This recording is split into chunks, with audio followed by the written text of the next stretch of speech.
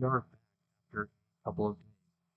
I was hoping to have done this on Friday, but instead life intervened, and this morning got a little hectic with errands and whatnot. I had to go pretty far out of my way just to make copies and whatnot.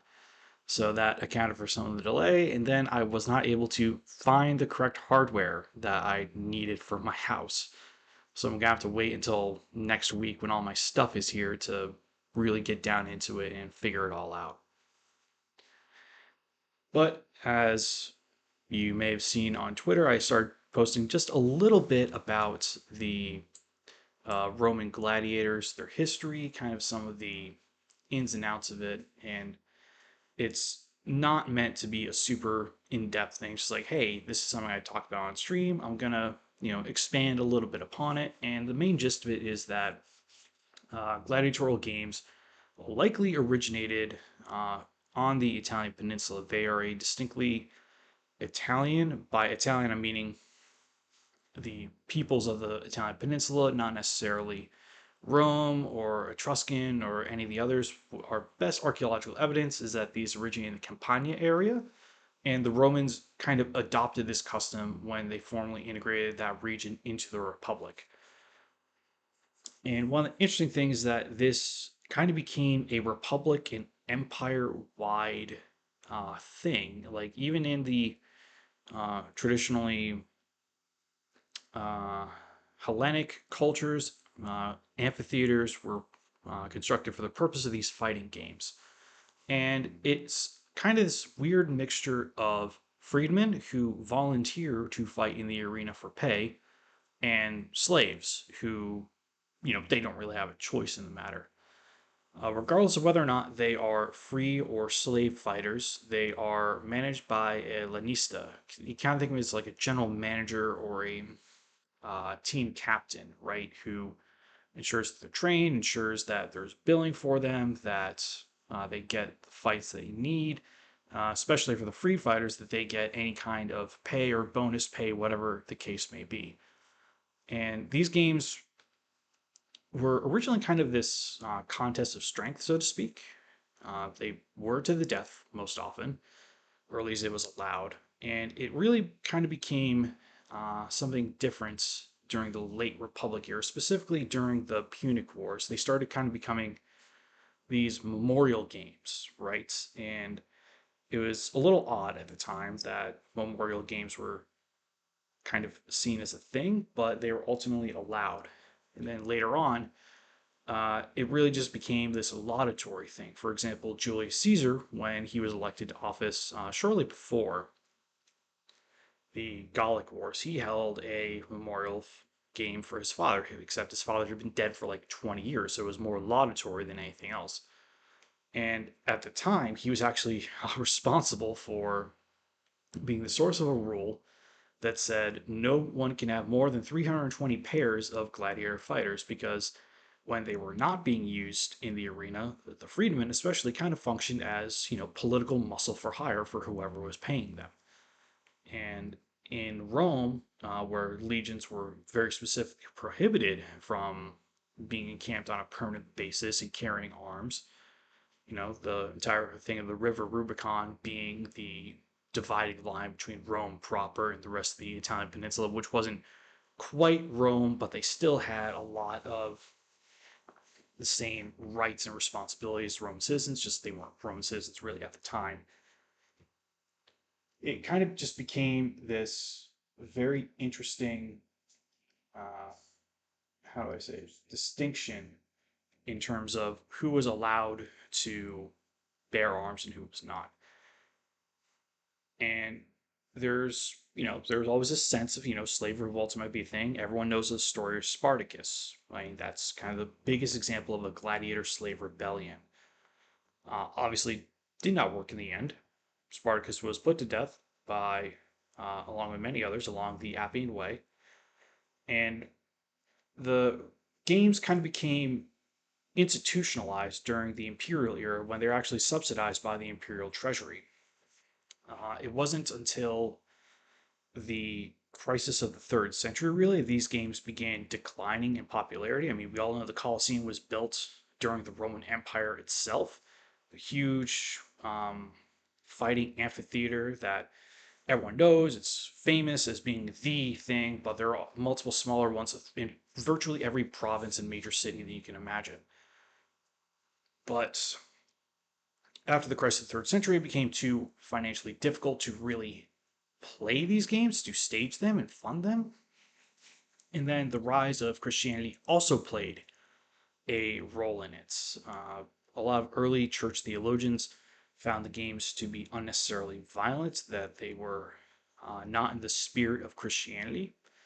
And it started to very slowly lead into this period where public opinion turned against the games. I think Emperor Constantine was one of the last to really say that, yes, these citizens can hold games of my honor if they so desire.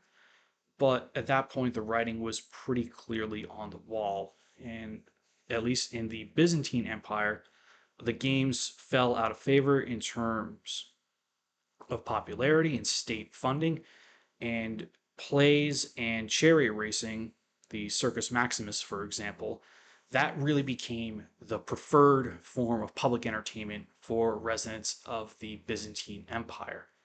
And the games were never really resurrected in the Western Empire, especially after its fall in 476, roughly. So there's an interesting period where like this was a major cultural historical uh, moment influence, but it never really got beyond the culture it originated from. It seems to have just petered out completely, and with the fall of the Western Empire, which seemed to be more heavily involved in this, to seem to be kind of the standard bearer of the gladiator games, it stopped, and you don't really see a whole lot of this until the revival of the medieval tournaments. But even then, those were not intended to go to the death. They were intended to be tests of skill. They were intended to be this embodiment of chivalry, so to speak. And even then,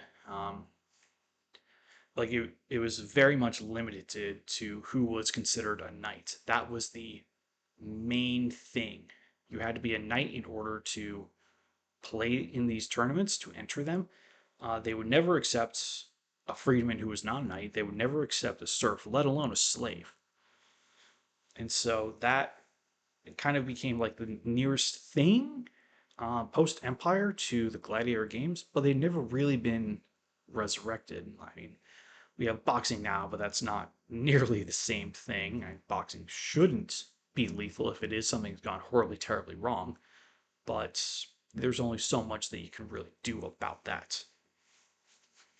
So that's kind of a very long-winded explanation of uh, that entire thing. I'm sorry for rambling a little bit, but I tend to get very interested in some of these topics. Kind of going further afield, you might have also seen on Twitter that I started reading a new book, Fire and Fortitude by John McManus. And that is probably going to feature pretty heavily in not my upcoming lecture, but in my following lecture, which will be a staff ride style explanation of some of the Army in the Pacific War. This McManus's book covers specifically the years 1941 through 1943, and it's really kind of this liberation trilogy treatment of the Pacific War. If you're familiar with Rick Atkinson and the Army at Dawn and Army of Midday, the Guns at Last Light, that whole trilogy about the United States Army's experience in the European theater of operations, that's what McManus is doing for the Army in the Pacific. Just kind of, interesting note about the Pacific War. Everyone thinks of the Marines like, hey, this is Guadalcanal, this is the Marianas, this is Saipan, this is Iwo Jima, right? The Marine Corps, at best, had 6 combat divisions, plus accompanying trains in the Pacific War. The United States Army had about 20 divisions and further separate regimental brigade combat teams and regimental combat teams brigades added up to another 4 divisions. The Marines made roughly 15 to 16 major amphibious landings in the span of the entire war. The 8th Army made roughly 35 amphibious landings under combat conditions in a 5-week period during the liberation of the Philippines. So there's a huge difference there, right? And yes, the Marines did take 10% of overall casualties in the war, even though they made up 5% of the United States Armed Forces. Part of that is Marine aggression and just dogpiling onto objectives. I'm showing my bias a little bit here, but the Marines during that period were very proud of being a primarily infantry dominant force, and infantry unfortunately tends to take the most casualties in any engagement, just kind of the way it is. Contrast this with the Army, who had to do a lot of the logistics work. It did the majority of maintaining security for ground installations and airfields. It ran the entire theater hospital system. It made sure that the lines of communication were cleared, and as soon as the Marines were done establishing a beachhead, for example on Saipan, they were able to then move forward and carry the fight to the finish. The Army has always been the biggest factor in winning wars, and the reason is pretty simple. You cannot win a war without instituting a major ground combat element to force the enemy to accept your will. Air power helps. Sea power absolutely helps, especially in the context of the Pacific. You don't get near the mobility, the logistics, the strategic imperative to strike where you want without sea power. But you ultimately do need to present a credible ground combat power element to make a war go in your favor. And that's something where the Army gets very short shrift in the Pacific, despite the fact that they were active both in the Southwest Pacific area under General MacArthur, and there was a very substantial U.S. Army Pacific under Admiral Nimitz as the commander of the Pacific Ocean area. They actually did a very impressive, if unheralded, work fighting through the Central Pacific. And so that's something that I would love to explore in later iterations. But that's kind of enough about that. I know that people are here for Expeditions to Rome, so I will get that started. The Tribune, whatever you want to call it, extension should be working on desktop. So this will give us options to vote and do all kinds of silliness should we desire it. So let me go here. Okay, that should be shaping up. Okay. Is it gonna work? Is it gonna work? There it is. Perfect. Okay. Right. I think I need to go here first. Oh.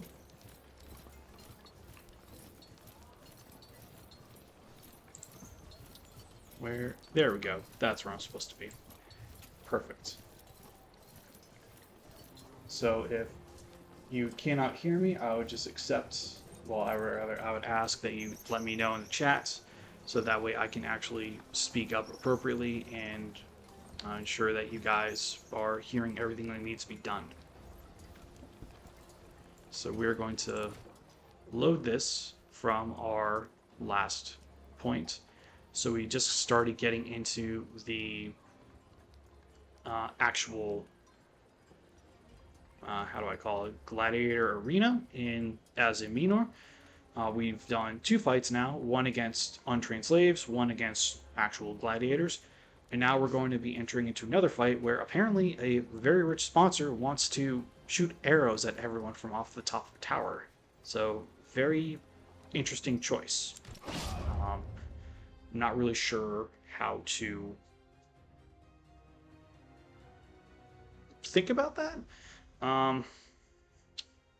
Yeah, we're gonna get into it and see what we can do. Because we don't need to go to Thracia just yet. You are not bad in the arena.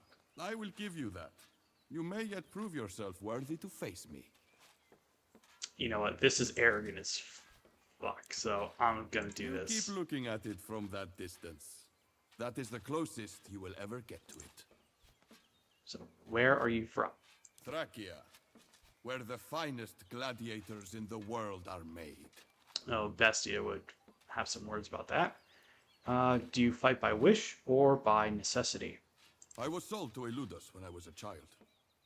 Like your friend, the Mauritanian. I look forward to facing him in the arena. Okay. Interesting. Then are you really staking your armor on remaining undefeated? I am. And why not? This is the armor of a champion. It should be worn by the best. All right. So give me a second here.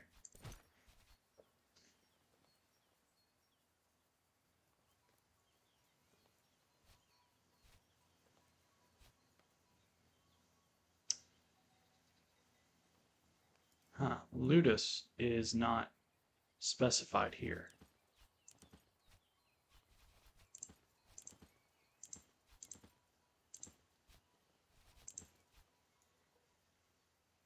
Which is interesting. Have you Anyways. changed your mind? Sebastianos is very wealthy. Think about it. Yes. I knew Summon you would welcome the Sebastianos. challenge. My people will get to work at once. So we're going to see what chaos we encounter here. Okay.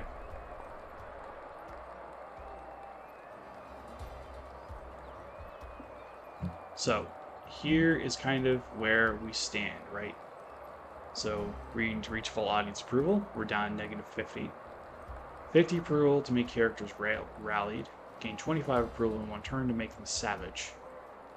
So we do that by eliminating, applying burning, and using items from the arena. And so this guy here, we can't kill him. Well, maybe. He's pretty beefy, so I think I could probably use a Pila against him.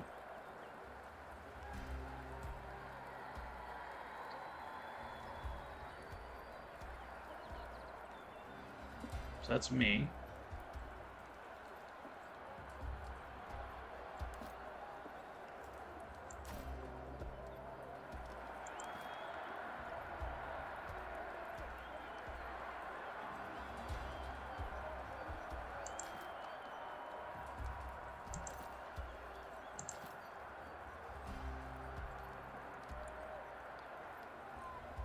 Bestia, I kind of want to put in cover here.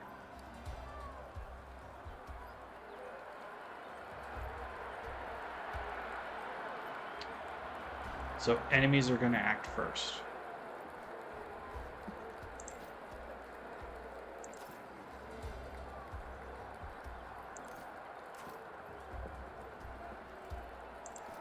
Actually get her over here.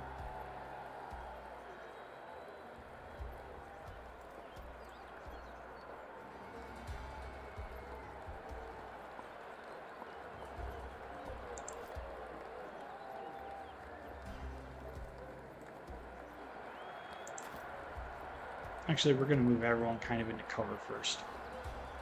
I'm going to shoot now. Watch out. I could so Oh. That's screwed up. He's just going to shoot random people. Okay.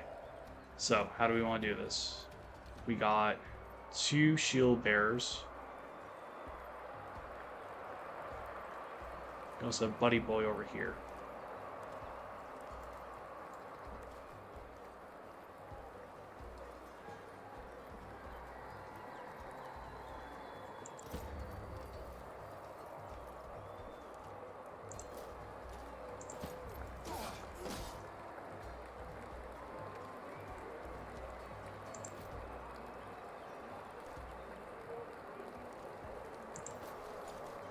Actually, we're just going to kill this guy straight up. Sounds like we need to be doing more of that.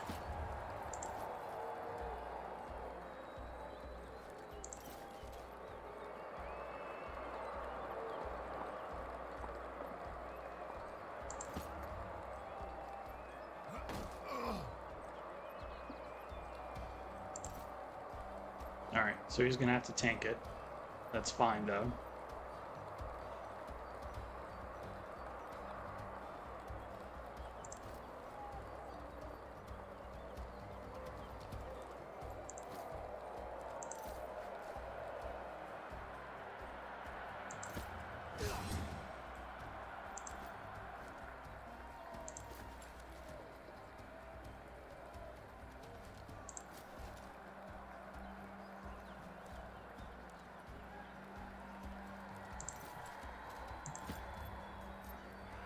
Die already?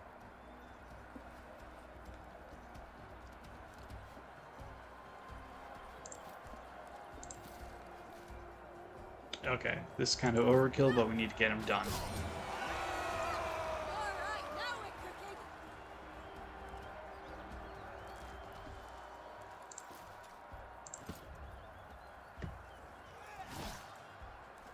cooking. And sure, we'll just do a shiv.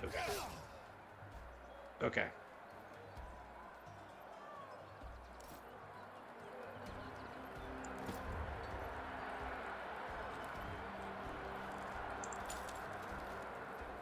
And we're gonna get this guy on fire. Now you're getting it.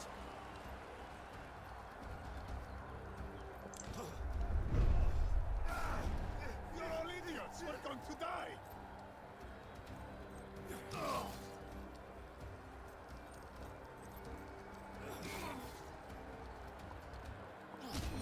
None can escape the eagle eye of Sebastianos! Sounds like we need to be doing more of that. Oh.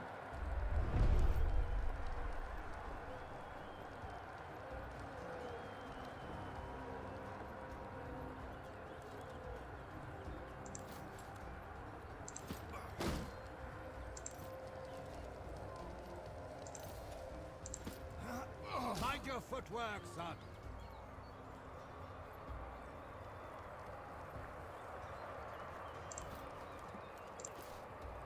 Alright. They love it!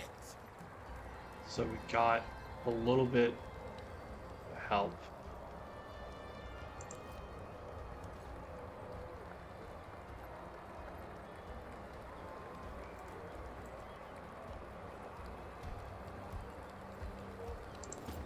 We're gonna run him out here.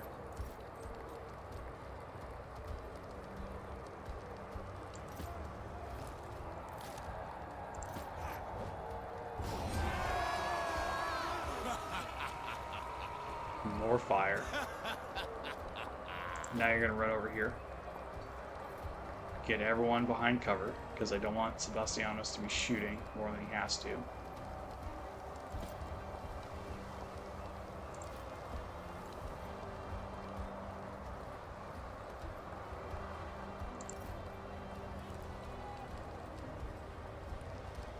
Okay, I think that's good.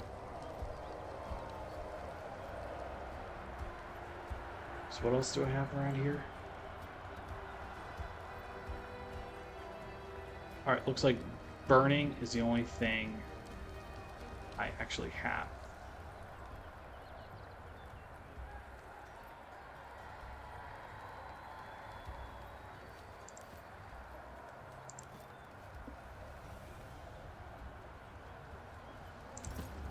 Actually move him up a little bit.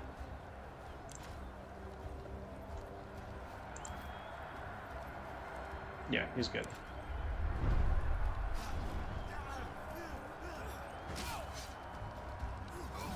I see you. You had better take cover.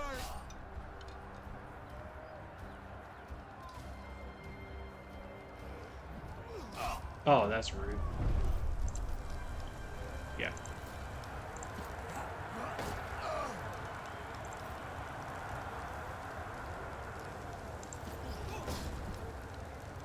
Stuck. That's not good. Well, time to do this.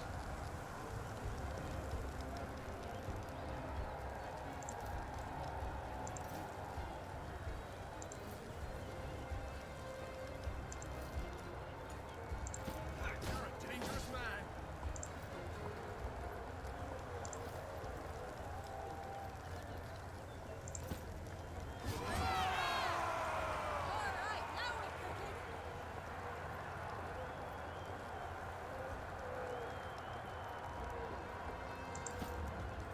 Get them away from fire. Her, I don't know if she can see him, but we're gonna try. Cannot see target. Okay.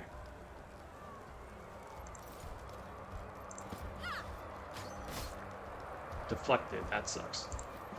Alright.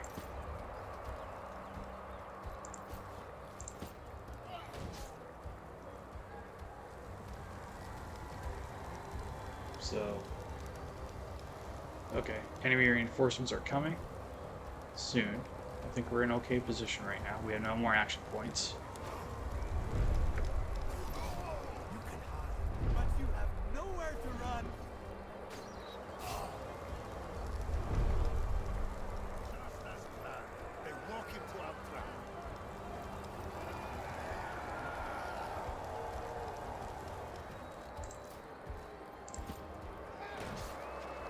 Oh yeah.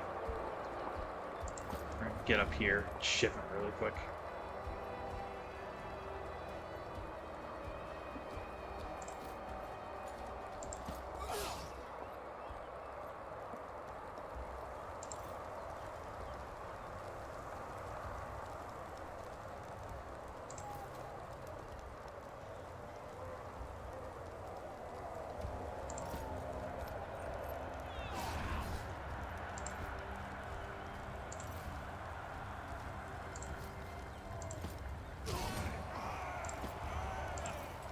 Really like that.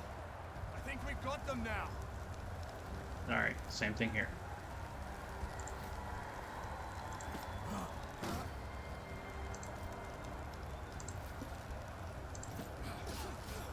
Having trouble, friend?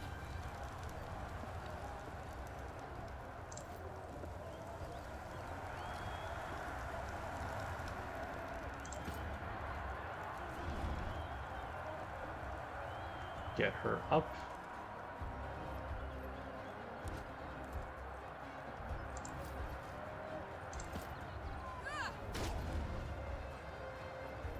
Alright, I think that's all we can do.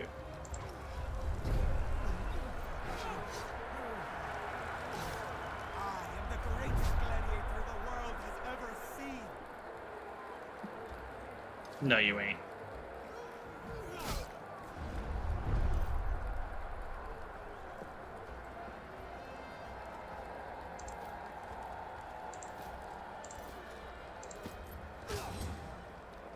Oh, didn't work. Crap. That struck a chord with the audience.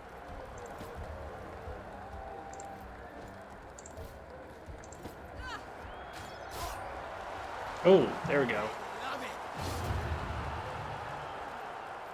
Perfect. No one's injured.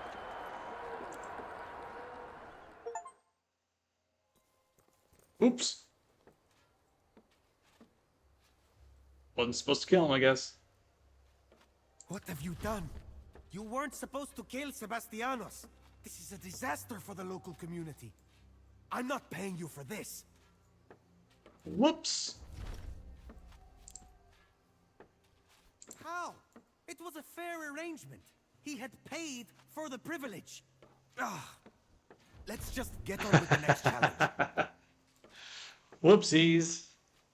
I did the wrong thing. Yeah, I forgot that he was supposed to survive. Oops. Ah, whatever. You sign up in the arena, you get what you deserve. Hope your estate can cover the losses. I don't want to downplay what you have already achieved. It is clear to everyone that you are a formidable fighter. But I think I have something special for you.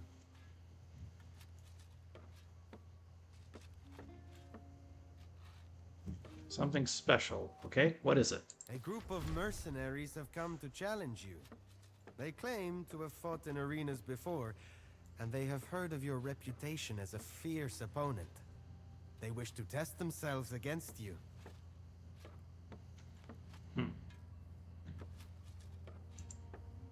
Alright, so who are they and where are they from? They say they are from Athens. What I'm thinking is that we can set this up as a sort of reenactment of the ongoing war between Rome and Mithridates Megas. It will be cathartic for the crowd to see such a thing played out in front of their eyes. I remember, we're smack dab in the middle of Pontic territory. Not like last time. Just two groups of veteran soldiers facing off against each other. All right, let's do it. Excellent. And I see you have many of your closest friends with you, just as the mercenaries requested. This should be an An exciting assassination match. attempt, it sounds Let's like. get started. Alrighty, let's do this. Kill all enemies.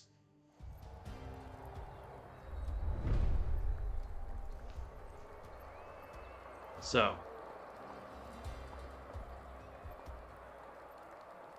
for once, rather in this case, we're not going to be using tactical items.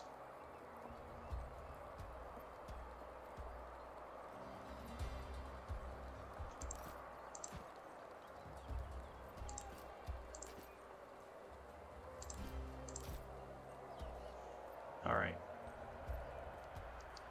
So, ooh. Yep, that's an assassin over there.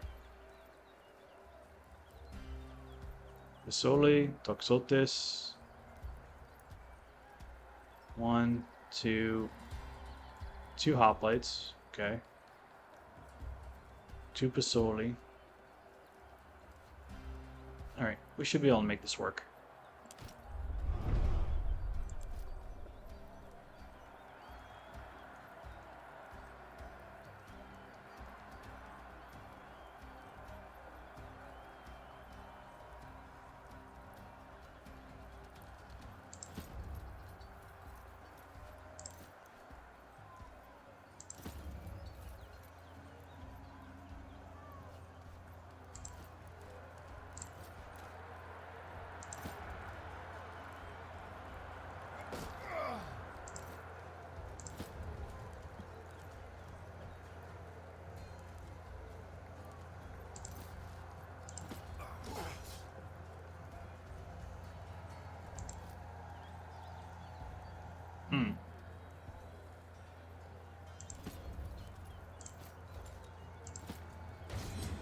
But that gets deflecting on him, so that's a good one.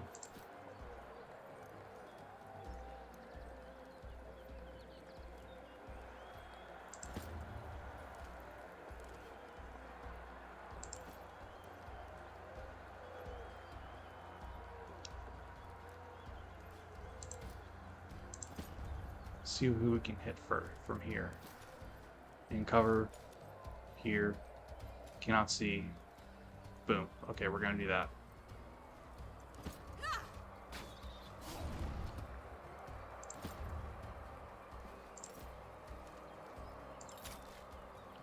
We're just gonna apply Savage really quick.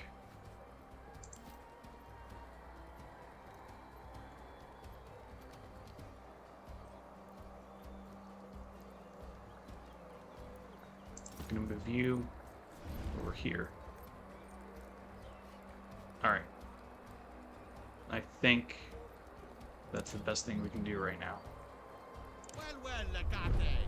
It was perhaps not the smartest choice for someone like you to enter the arena. Who knows what kind of people you'll end up facing there? Get them, boys! In the name of Mithridates Megas, kill the Roman legatus! Hold them there. I'll circle around them. Yep. Watch carefully.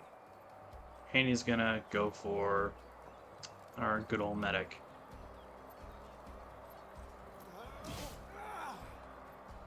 I need aid. Anyone? Be quiet. I'm here now. Oh, that's unfortunate. Nah, he's gonna take that shot. Yep.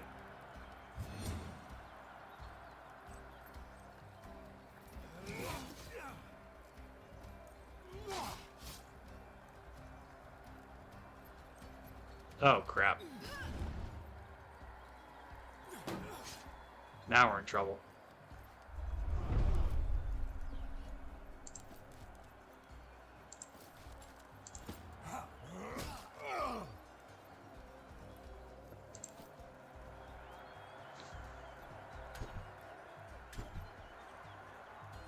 Character is stunned.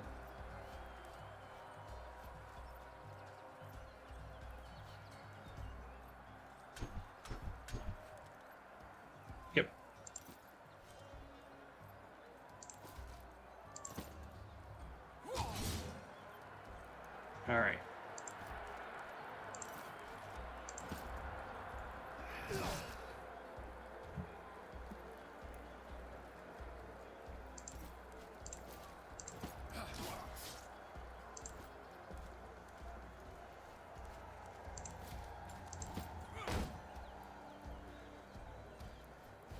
So,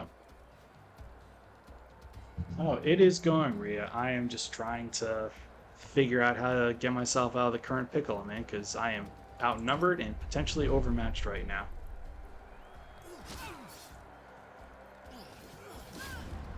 Oh yeah, they are screwing up my poor archer, and she's bleeding now. You must try harder.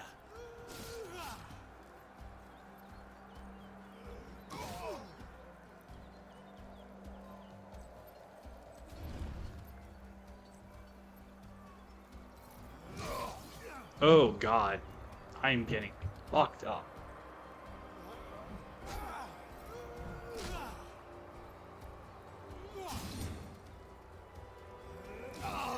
Oh, and he's down. Crap. It's all right. I'm going to live. Holy crap, what was that?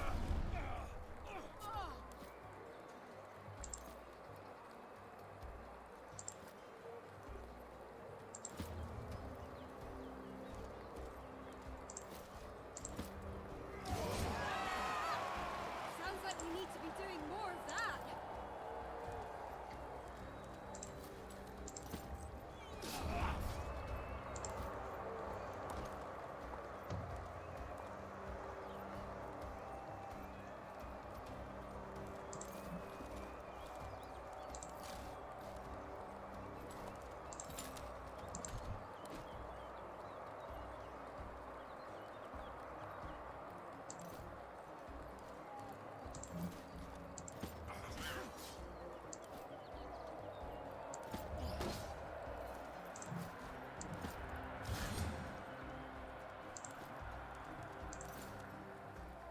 I'll hold this angle.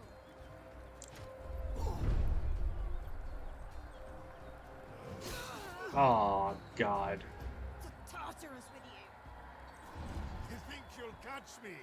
Think again.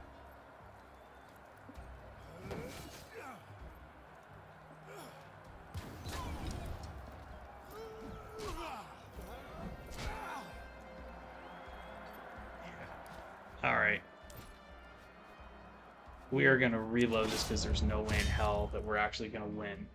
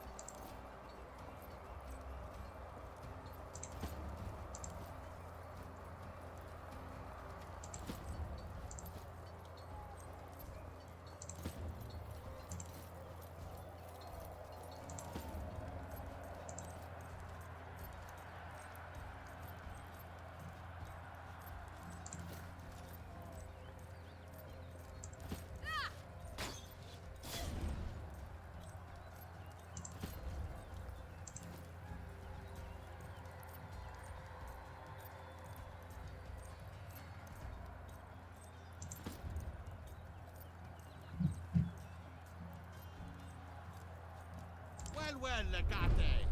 It was perhaps not the smartest choice for someone like you to enter the arena. Who knows what kind of people you'll end up facing there? Get them, boys! In the name of Mithridates Megas, kill the Roman legatus! Alright, so how do we fix it? Yep. Oh, come on. Watch carefully.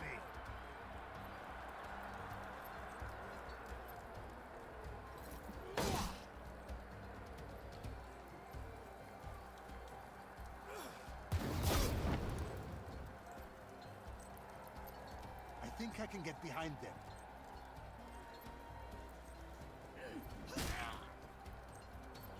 Oh, just like that, all my armor shredded. I will hunker down here.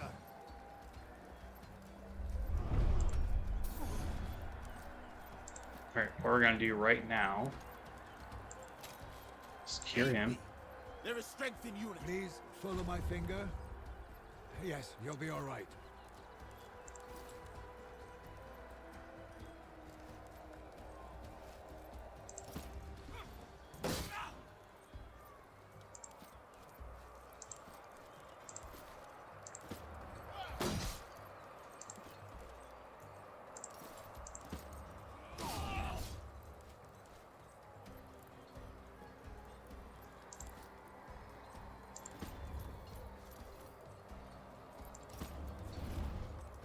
Bingo.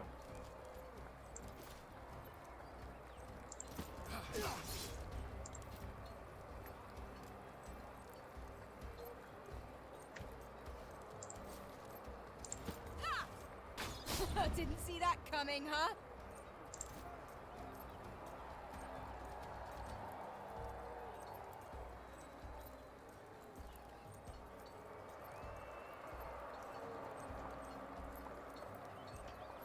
Alright. I think we can make this work. Because he's a beast. Have faith in yourselves. The gods will carry us to victory. Oh god, he's getting locked up. Yep. Oh shit, she's flanked.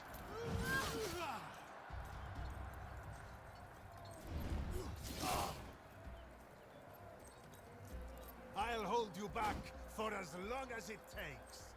Yep, there's now my archer's down. Marlon.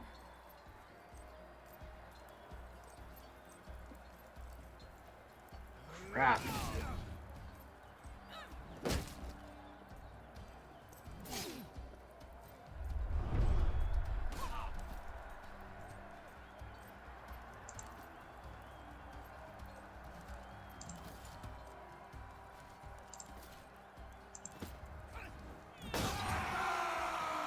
We have their attention, it seems.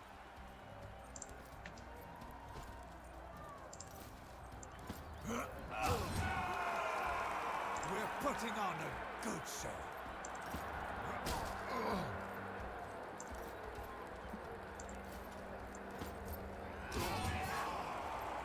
Are you not entertained?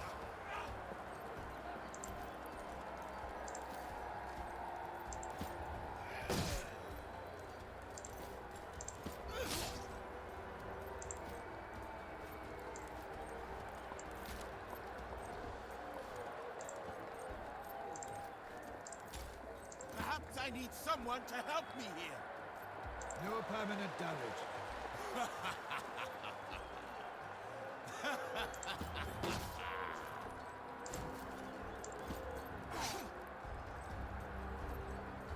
Yep, so that means my archer's gonna be out of commission for a hot minute.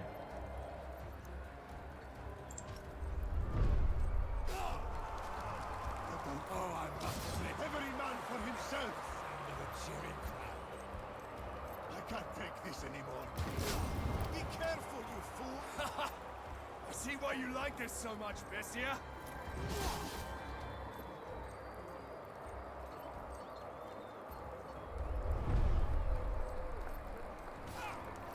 Nope, shit. I may be in a bit of trouble. Does this hurt? Good, that means you're fine. Now do it again.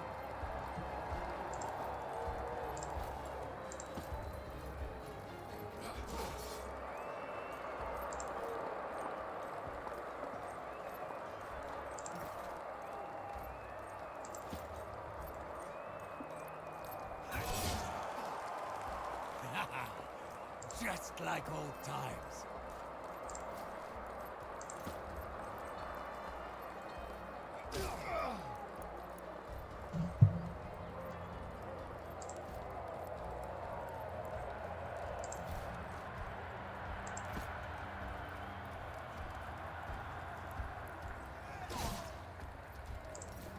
And we're just gonna shank him really quick. Alright.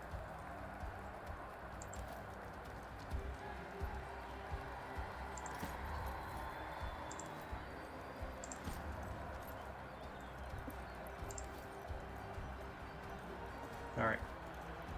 That is good for us. It's too much. It's too much.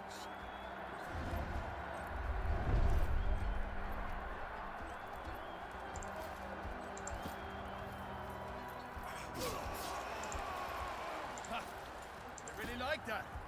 I think we got them now. Now we're getting it. And last one. Hopefully. Oh. Alright. Cineros, take this guy to bed.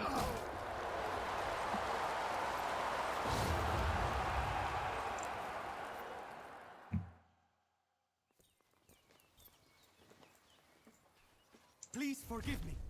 I did not know they were sent by Mithridates. I swear it. Here, another 100 denarii on top of your ordinary price. Please, take it.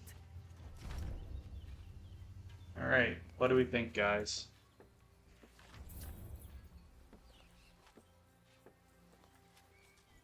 Do we kill him?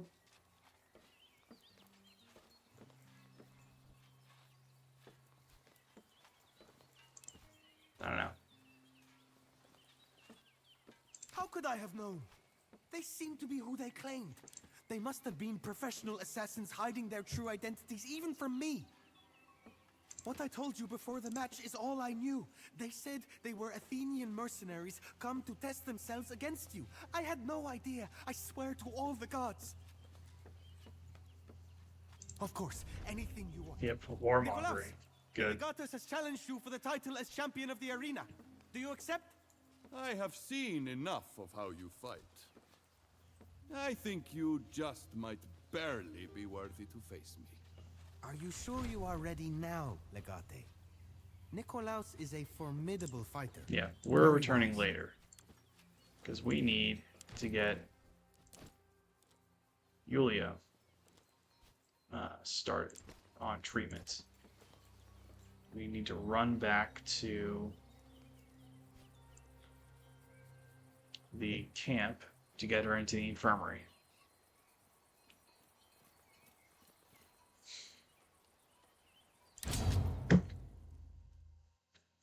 Because that did not go how I wish it would. That's kind of the pain about these assassins. They cloak, they hide. It's very difficult when there's multiple of them running around and making life hard.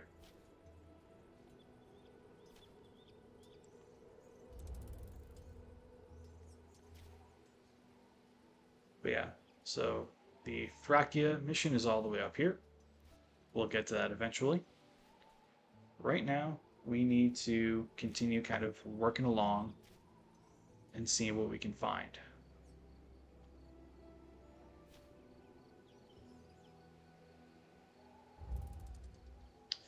A dramatic twist. As you approach one of the larger towns in this region, you find yourself sharing the road with a small group of Greeks. They give you and your heavily armed Praetorians a wide berth. You cannot help but listen as they chat excitedly about the purpose of their journey. It transpires that this group is headed into town to see a new play written by a famous poet and performed by a well-liked local troupe. A play that has been sponsored by Mithridates and is intended to glorify the great king of Pontus. So, let's go have a chat with the playwright. We might be able to change his view of Mithridates. Art and poetry is not my concern. Let the locals think what they will. We have a war to win. Yeah, we're gonna do this. You enter the town shortly after noon and get directions to the amphitheater from a friendly citizen. There you find the poet and his troupe in the process of rehearsing tonight's play.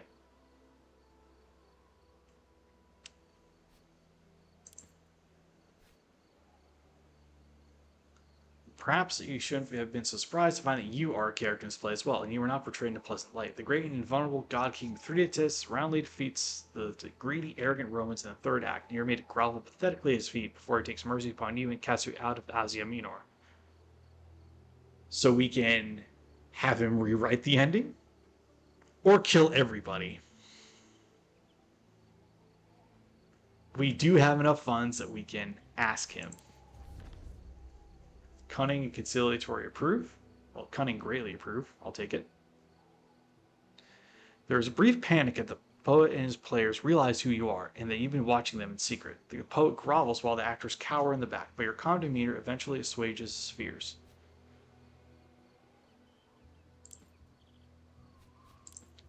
So, after much apologizing, the poet explains that Mithridates Megas himself commissioned the play and he cannot risk to defy the king. You have nothing to fear from him. I will leave two of my Praetorian guards here to protect you until the play is over and you have left the town. I am a much greater threat to you in this moment than Mithridates. Change your play or you will barely live long enough to regret it. I understand performing a play, then hopefully the people will understand the difference between drama and truth.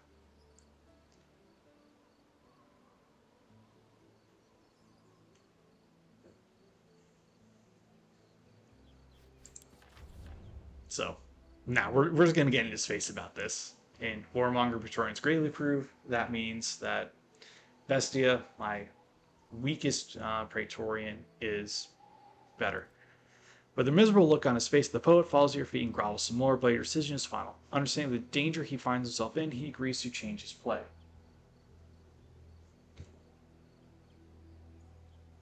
Got it. No, you are absolutely welcome to work, Red. Don't worry about it.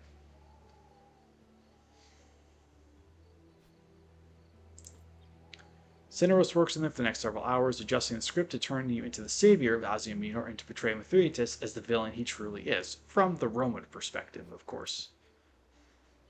You leave the town before the evening comes, having important business elsewhere. The next day or so passes with no particular incident. The next time you stop a few towns over, news reaches you what happened when your rewritten play was performed.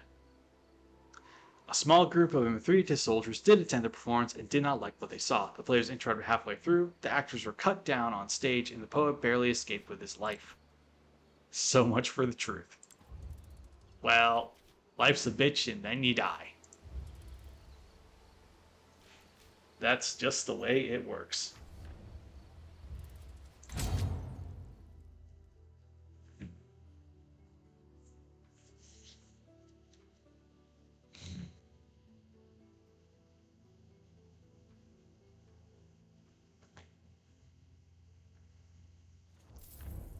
So,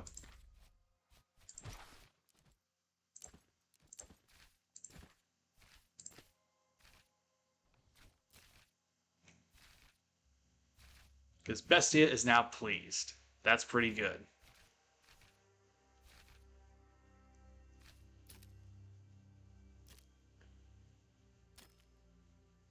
Because I don't have a workshop yet.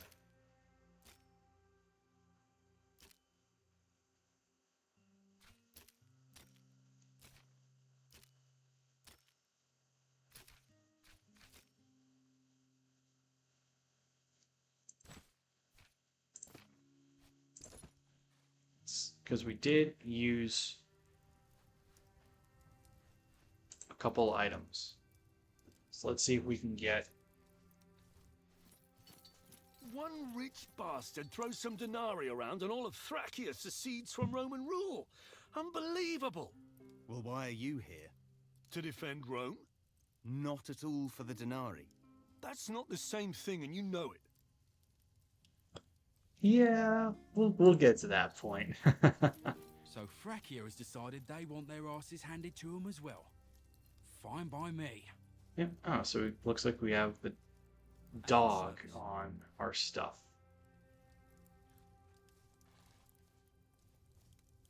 Interesting.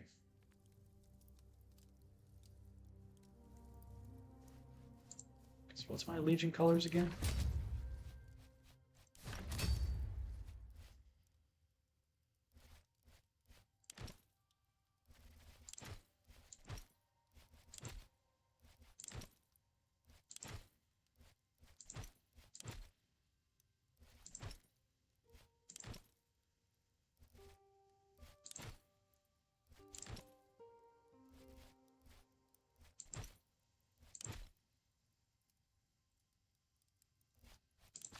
Yeah, we're gonna make that. Yeah, autumn leaves. Yeah, I still don't know what those two are.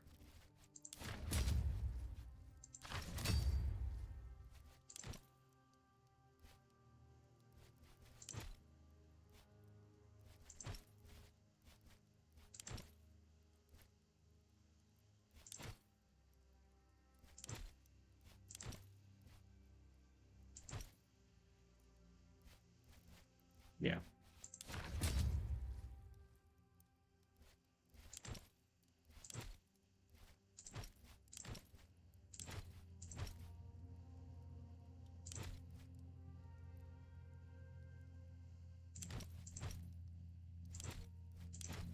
Hmm.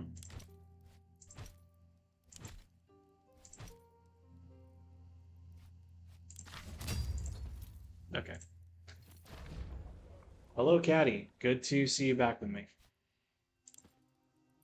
We are recovering from our uh, little misadventure in the amphitheater. Unfortunately, an assassination attempt saw Calida, my best archer, with a very nasty chest wound. So we're going to let her heal up and hopefully fix her before anything too terrible happens. Speaking of, let's go talk to the various characters and see if there's something new. Apparently, the whole army just split up. Half of them just gave up and went home.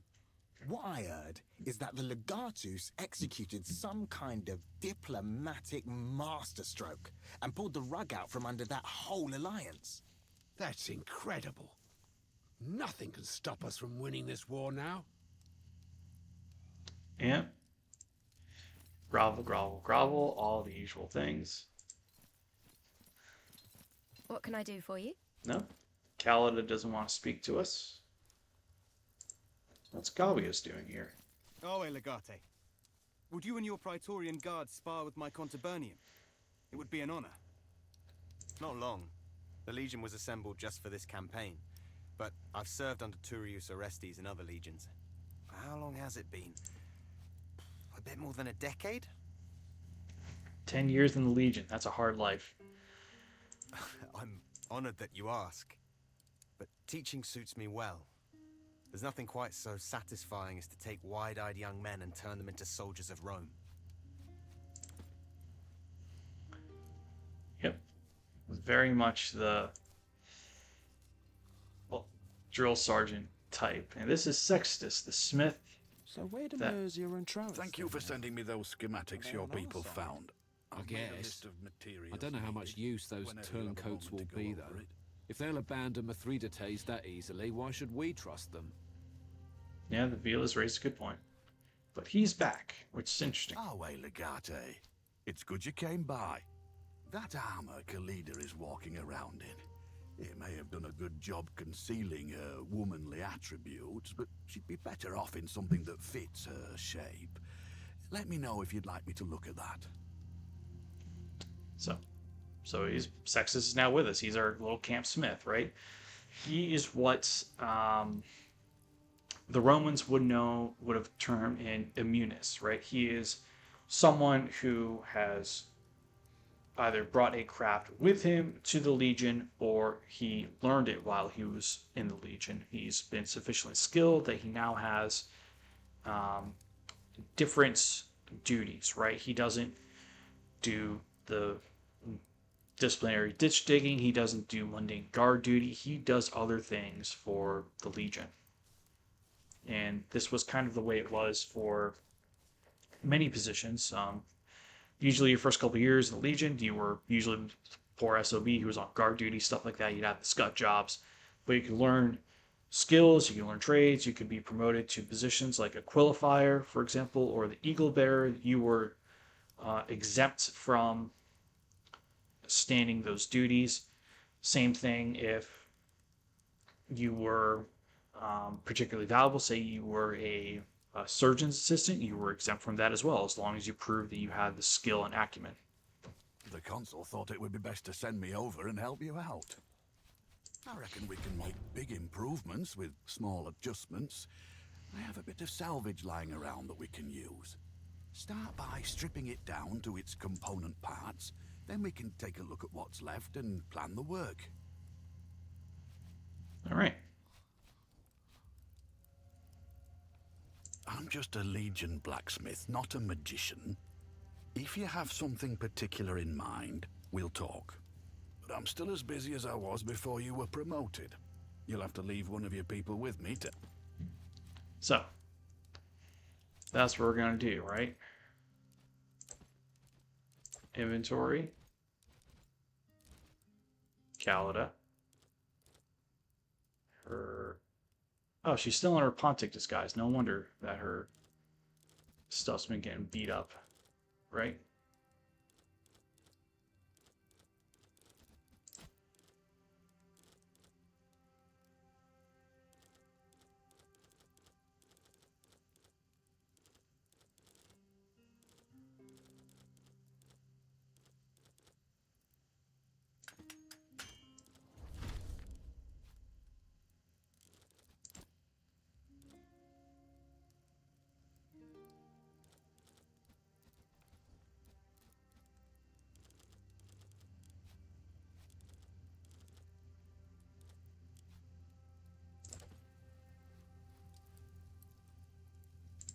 Alright, so let's learn the Scout Hamada then.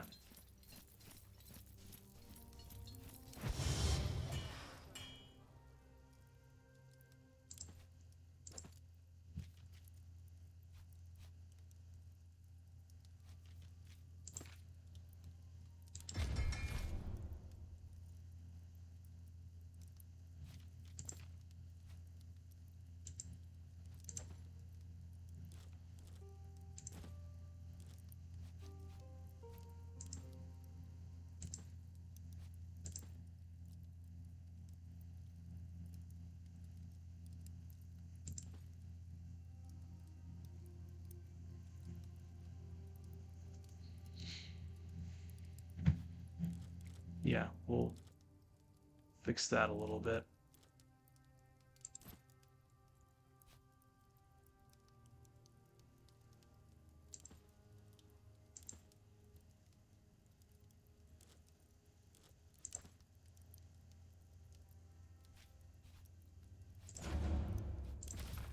Sure, what do we got?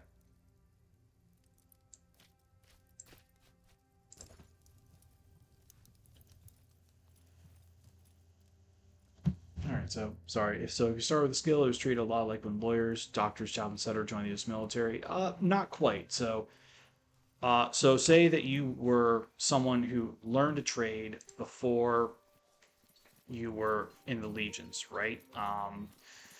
You would still go through your standard legionary induction. You would still be trained by the legion as a raw recruit.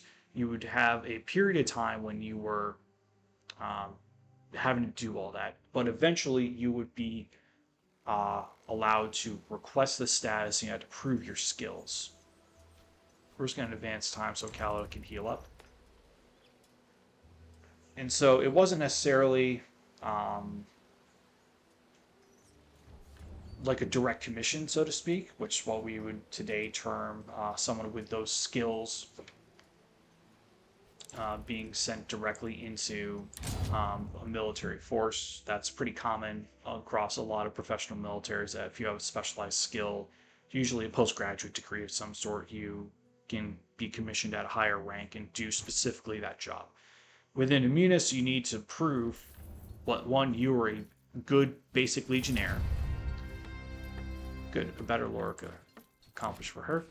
You had to prove that you were a competent legionnaire before you were given the chance to try something different.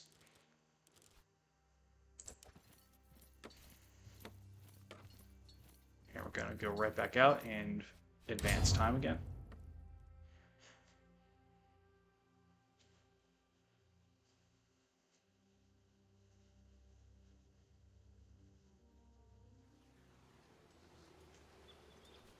And that was also kind of the case for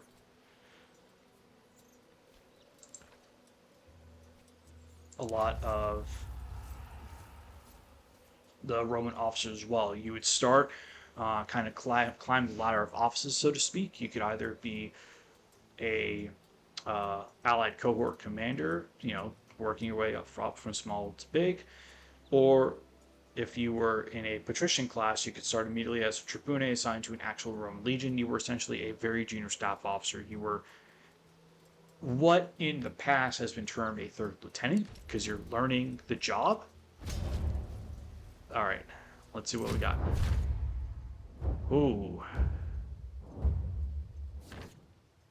So we don't like this.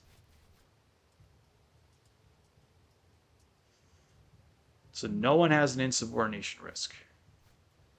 We're going to lose manpower. So we're going to lose morale no matter what, which I'm not thrilled by. Because we keep tending to lose it. But with him,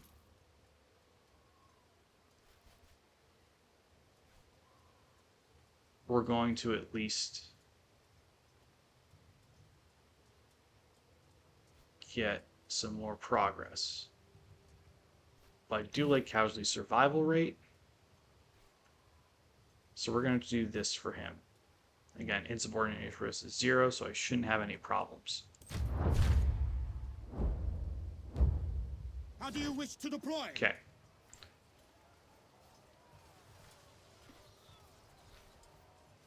Alright.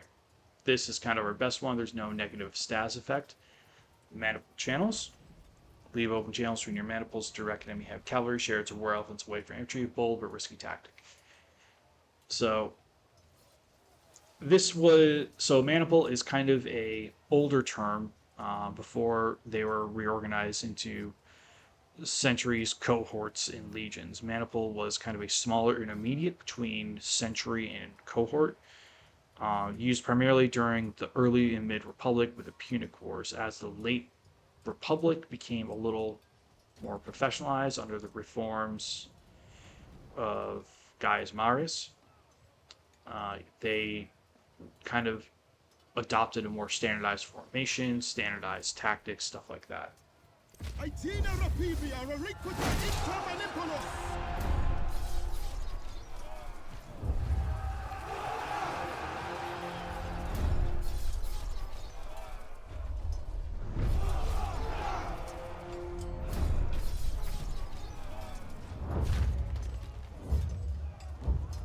Battle is joined. How shall we proceed? Okay. No negative effects, so we're just gonna add up what we can, right?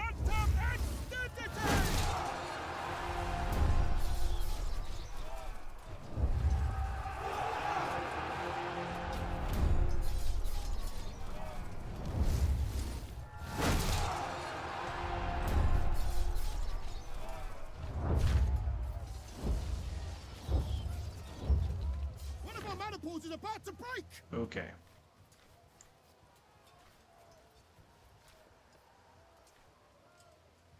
So we can lose manpower and gain our morale back at the cost, or we can kind of make it status quo, right?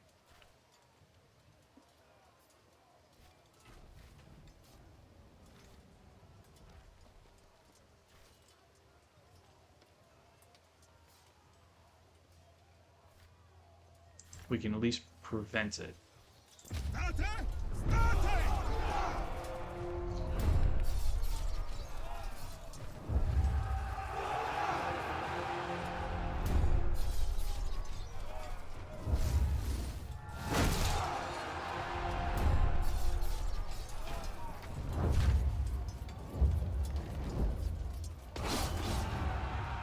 This is it!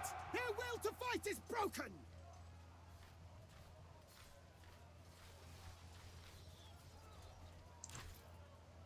Yep. So we're just going to increase the morale again, because morale is very good. We already have common reward. No one's going to revolt from us. They said survival chance of my commanders is 100%, so I'm not worried about that.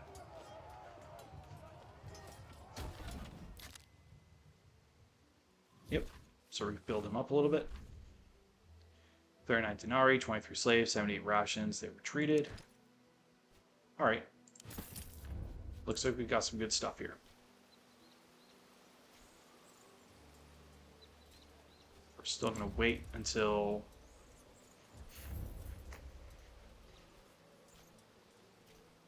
our people, enemies on the move. You and your Praetorians are stopped along the side of a road to fix an issue with someone's saddle. The sound of a galloping horse around the bend brings you to attention. The rider comes around the bend and is wearing a peasant's cloak, but the wind pulls it away to reveal the colors of Mithridates beneath. An enemy messenger.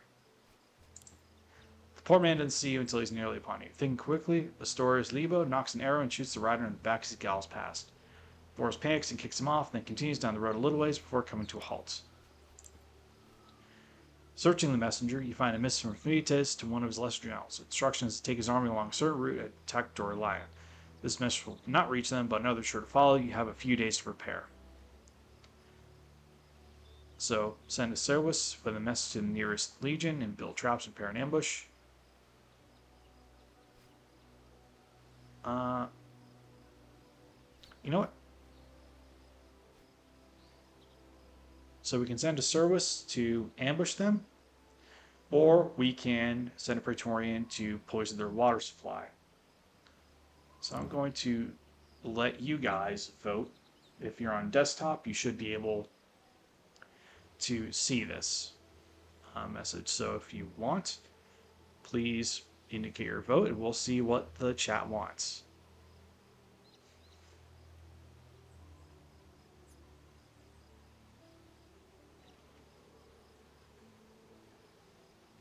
Because I already do have a preference, but it's always interesting to see what other people want to do.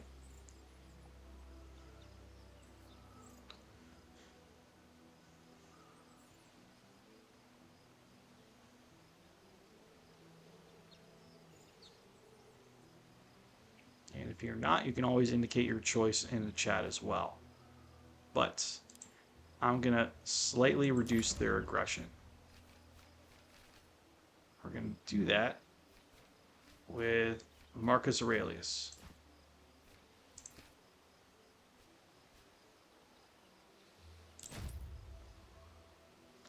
After a short briefing, Marcus Aurelius quickly mounts up and rides out to recruit some people for his mission.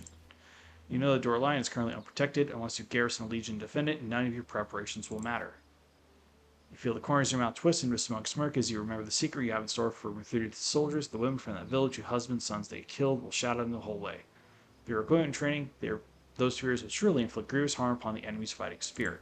Always a good thing. What this means, though, we need to reoccupy this site. Which means I am also going to go and reoccupy the site. Oh, there's a farm all the way up there. Oh, that's enemy territory. Never mind. I can't get to that.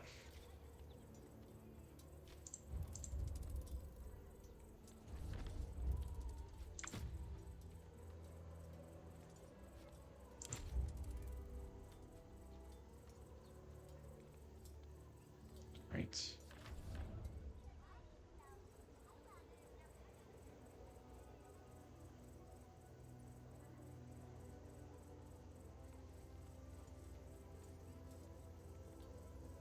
Yeah, let me see how much longer it's going to take to get her back. Because I do want to finish the champion mode.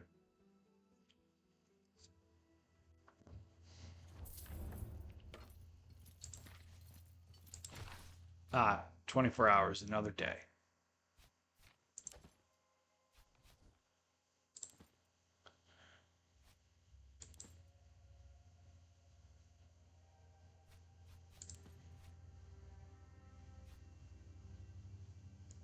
Stockpile. Increase the Legion strength and conquer new regions by 5%. Upgrade increase the strength bonus to 10.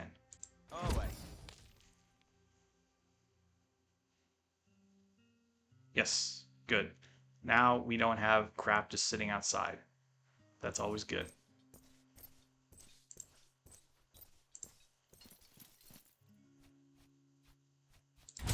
So we're going to go back to the map. We're going to wait a day, and we should have Calida back with us.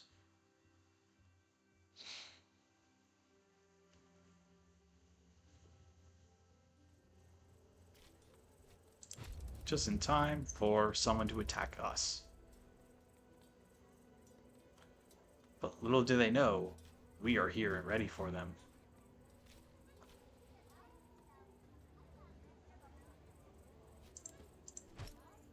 So we should actually... Yeah, so Aurelius no longer absent. Good, he's back with us. So we should be able to see them probably come down here.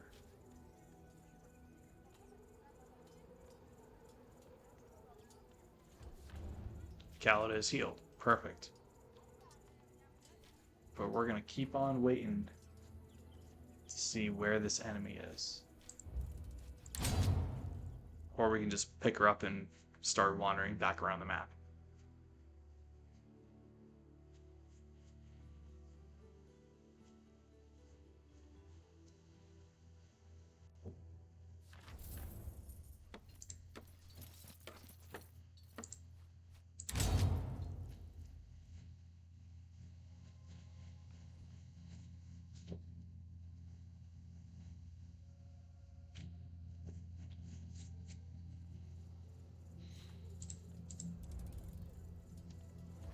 Oh, there is the enemy. So we're going to wander around a little bit.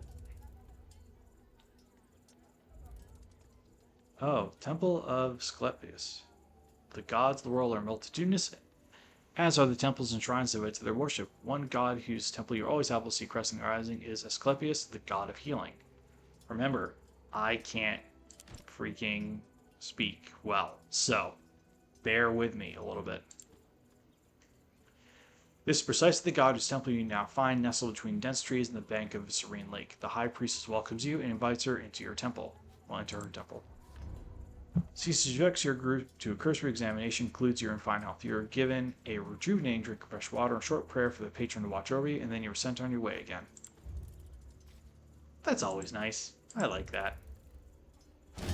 Ah, Pontic army attacked Legio Vitrix in the Doralion region.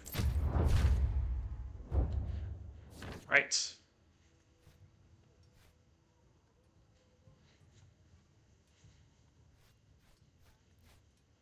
So I don't want any missing Legionari. But we can reduce the enemy's morale. And we can reduce the enemy's manpower by putting Aulus Arius Metellus in charge. Now, if anyone remembers older shows, Titus Pullo, HBO Rome, right? Princeps, infantry, all day long, all day. Yep, we all know. Got it. We're going to go with Arius Metellus, however.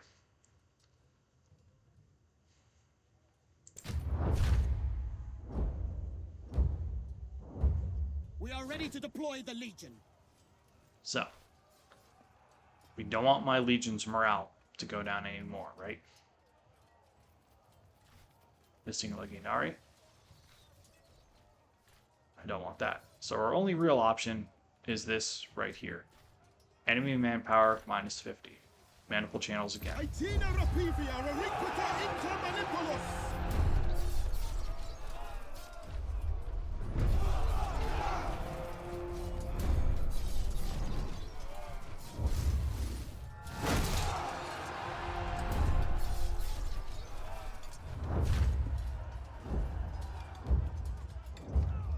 Our ranks have reached the enemy lines. So,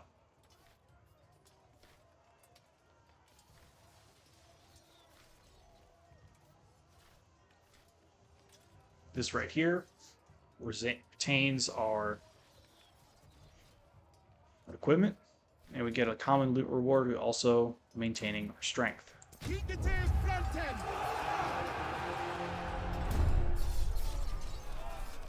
Because morale is always critical for an army. If you don't have confidence in yourselves, your commanders, your mission, it is not going to end well. That's represented by here by giving a bit of a metric boost. See, again. The enemy is deploying their tactical reserves. Again, all the time, it's like it does not want me to do anything with this. So we're gonna have to go ahead and do this then.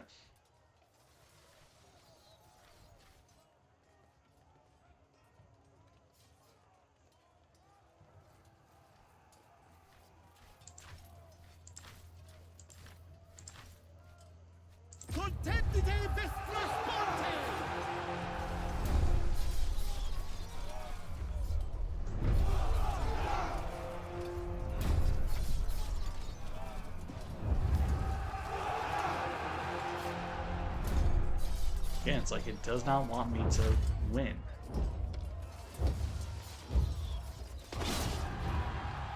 We've done it! The enemy is routed! So again, we're going to celebrate one more time. Because we need the morale boost. Sinite milites exultare.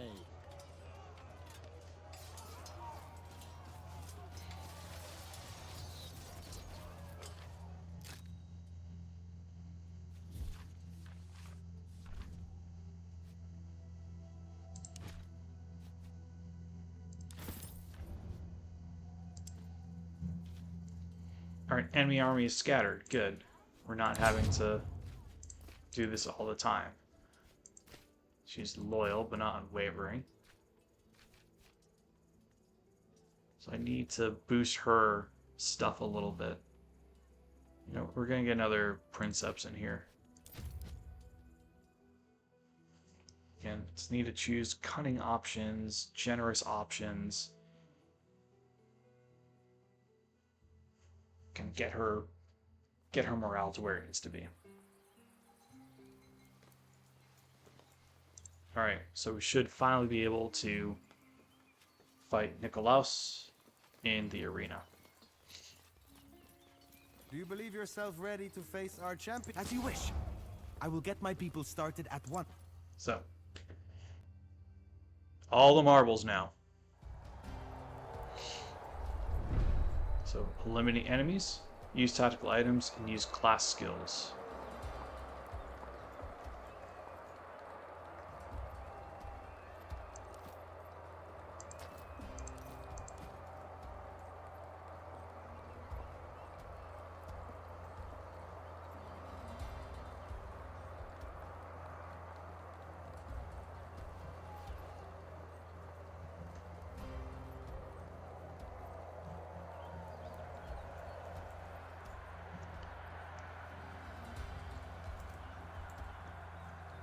All right.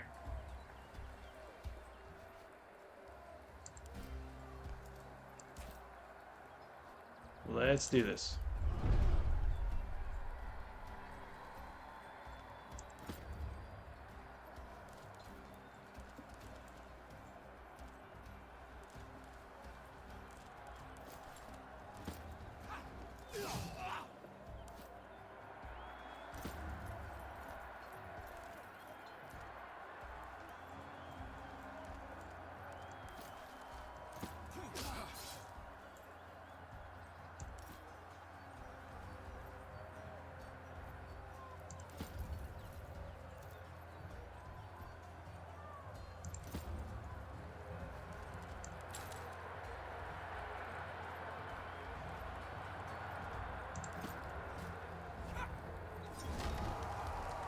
Are you not entertained? Get Calida up top.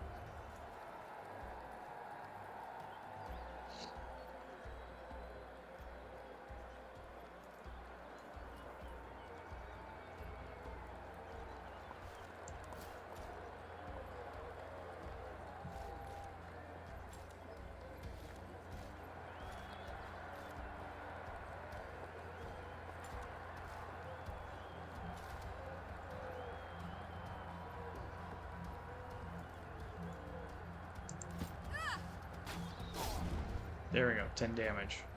Like it. Any other tactical items I can pick up, or is oil the only one?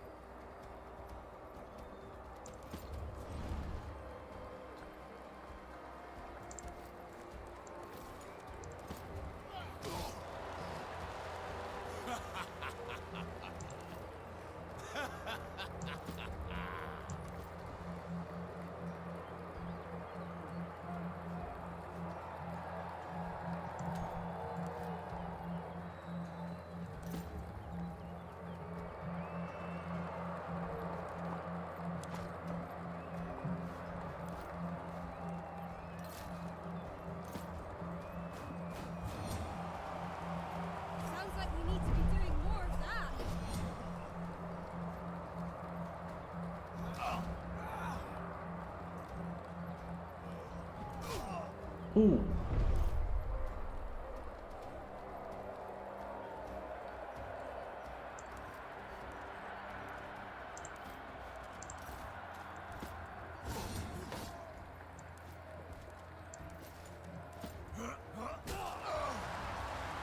We have their attention, it seems. Apollo guides your hand, old man. Critical chances. Hell yeah. Marius guides my hand. He who knows how to heal naturally knows how to kill. That's a good point. So cannot see target. But if we move here, we can get rid of him. All right, now we're cooking.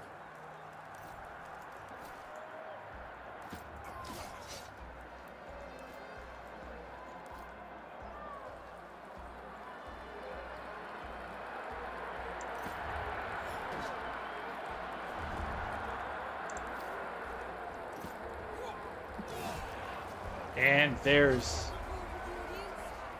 Let us begin. there's the champion who jumps down dramatically.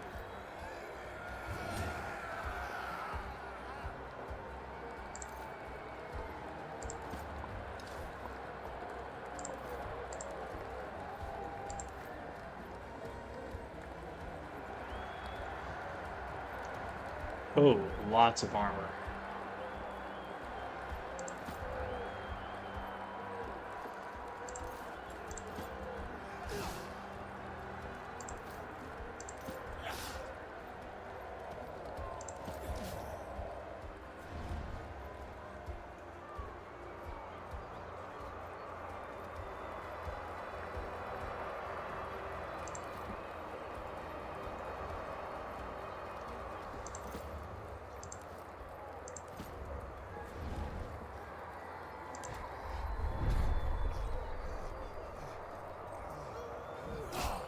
Ooh.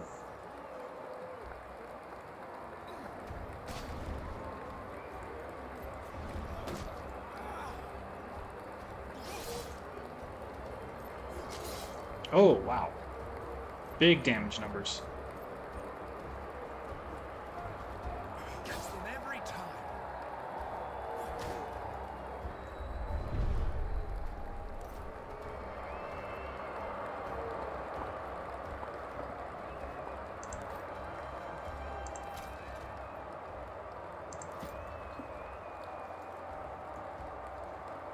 No permanent damage.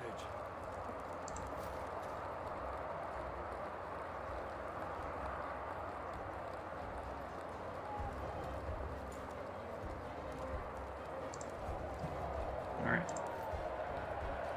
Let's take a look at our options, right? Because of Pila can shred armor.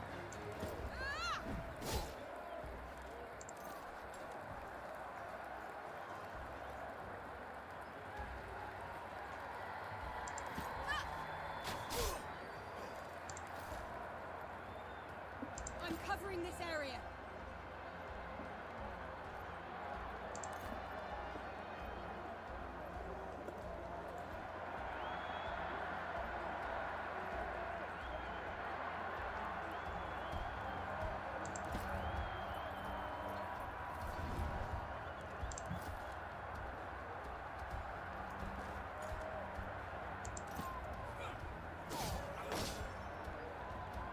Hmm.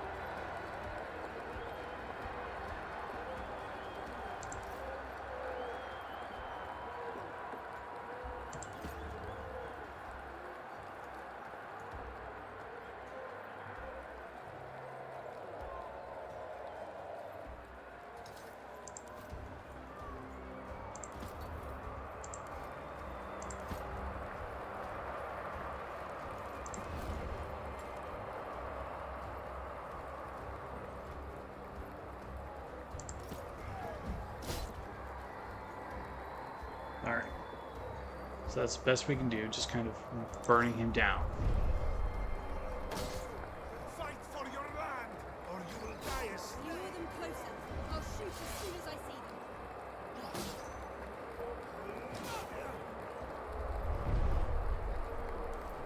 them. Okay. So.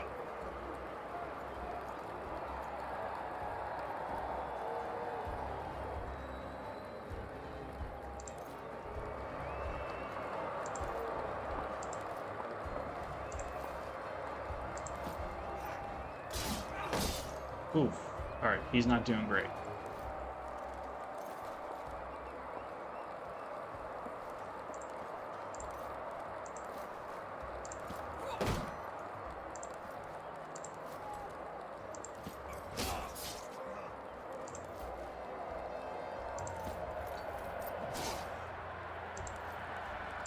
Now we can use reach on Nicholas.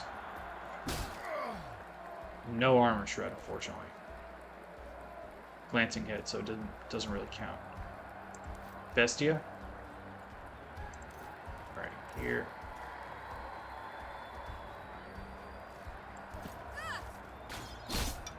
Still only glancing. Not the greatest thing in the world for us.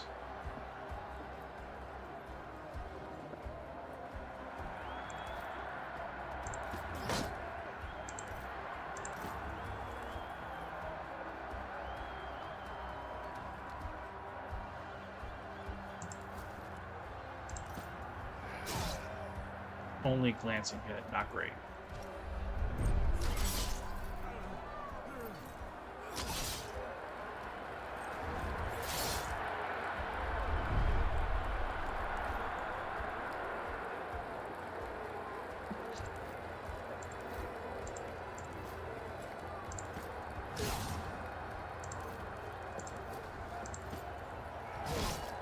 There we go.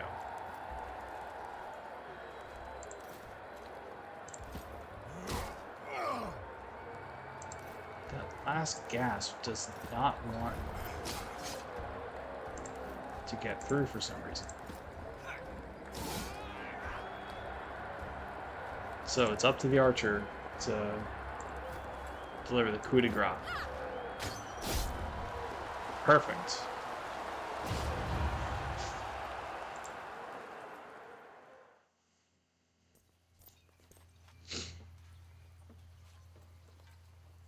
Amazing. I honestly never thought I would see the day when Nikolaus was unseated from his throne as king of my arena. My armor. As promised. Take it. My friend. Take it! And I hope to never see you again. Ah, he will come around again. And here is your usual prize money. You are not going to stay here once the war is over, I assume? See? Then it will all be fine. In the meantime, you have well deserved this armor. And here is my spare fabric from the banners, as I promised. Feel free to use the emblem too, if you like. Let everyone see that you are the best gladiator in Asia Minor. If you ever want to earn a few extra denarii, you are always welcome back here. Now, since we are the champion, we can go to her and get some of the schematic information.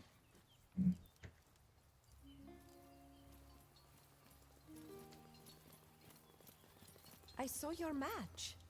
Very impressive. You and your team are clearly used to fighting at each other's side. Then you will surely benefit from the practice that you will get by fighting in this arena. Are you interested in buying anything?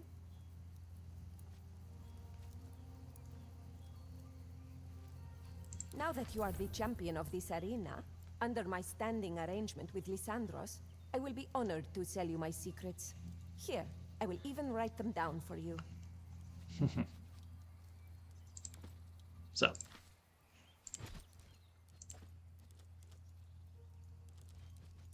For our... Alright, that's actually pretty good. Champion.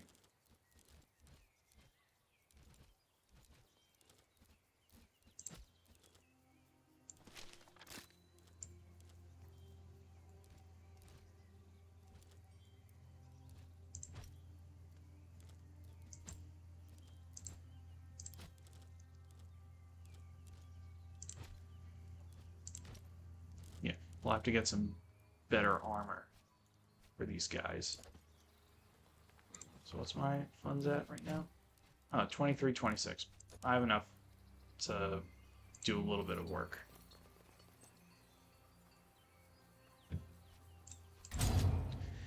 Because we need to kind of continue eking out our stronghold.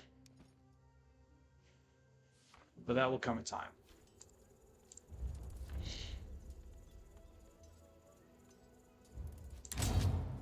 Let's try and see what 300 or so denarii will do in terms of getting our guys back up to speed.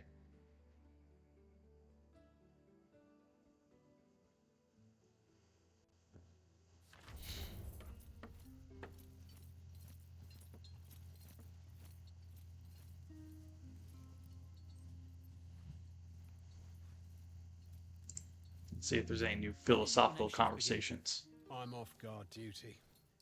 Nasso put me on latrines. What did you do to earn that? Took an extra ration. You idiot.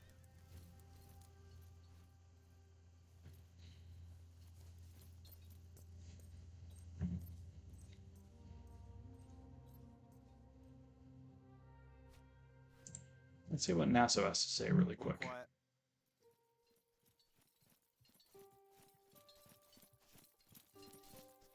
Legate, I am... Nope. No upgrades.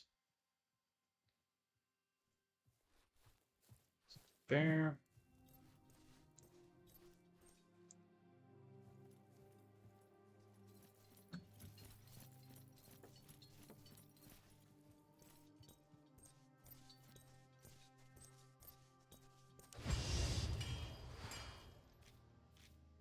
So, good Corinthian helmet.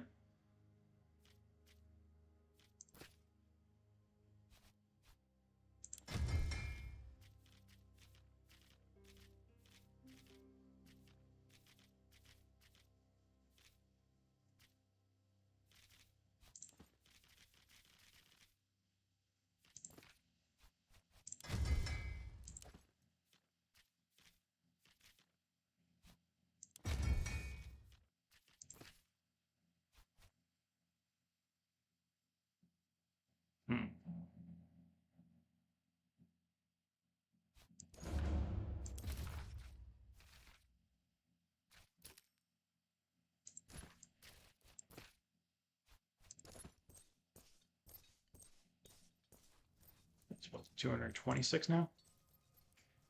Yeah, let's see what 226 denarii gets us in terms of soldiers. Probably not much. Please.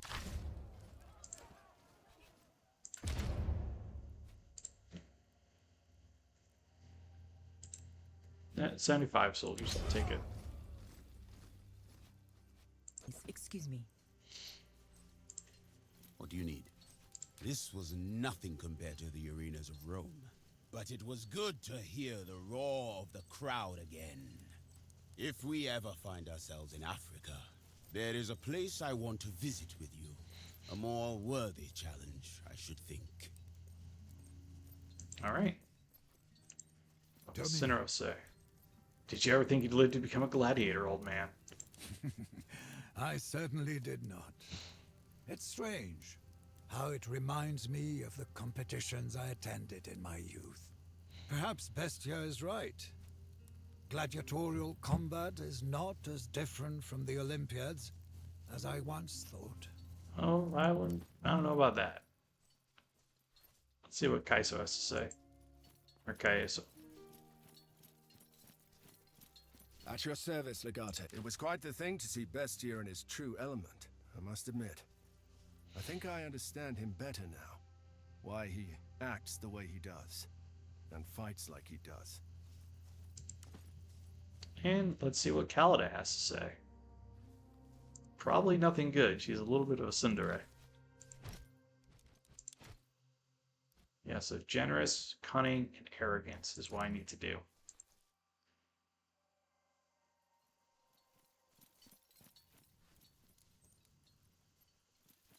What can I do for you? Nope, she doesn't want to speak all that much either.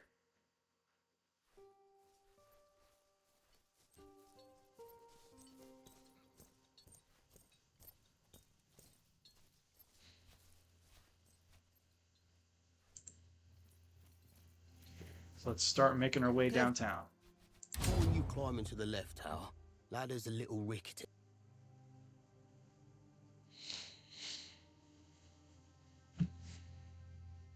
Mm-hmm.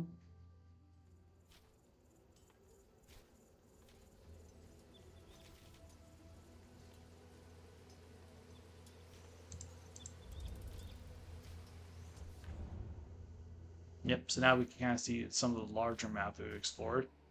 But ooh, dark scary thing over here.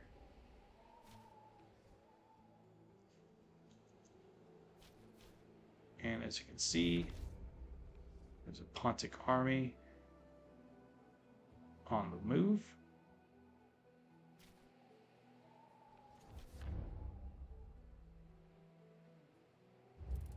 Ooh, we got treasure. That's good.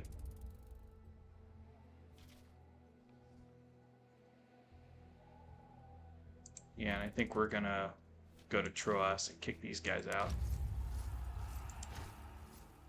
Alright, not much, but something. Ooh. We got that.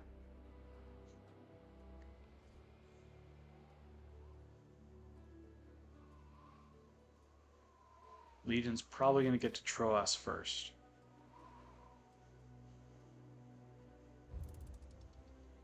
Slippery stones. You fall in the river for some time looking for a good place to cross. When you soon becomes clear there are no bridges here, but you do find shallows about the smooth rocks can be used as stepping stones. It should have been a simple thing to cross stones, but as everyone knows, Fortuna is a fickle mistress. A splash in the open pane alerts you that Gaius Volcatius Tullus has slipped on one of the wet rocks and fallen into the river. He now has a light leg injury. He's pulled back out of the water easily enough by his friends, but he's already moving with clear limp and his leg is already beginning to swell. With signs of admonishment, Tullus is sent to the healer. So before this gets worse, right?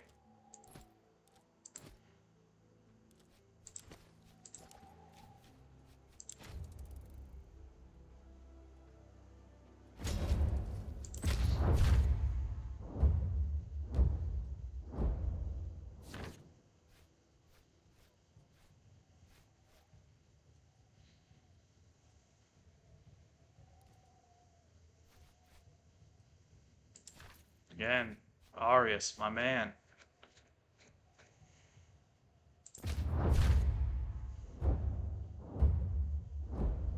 How should we position the troops?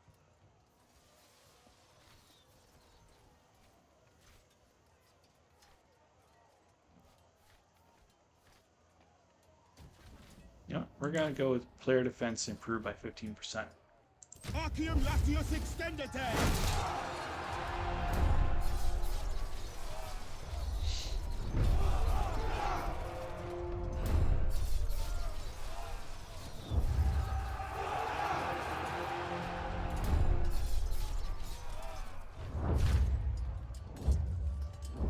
Alright. We are ready to engage the enemy?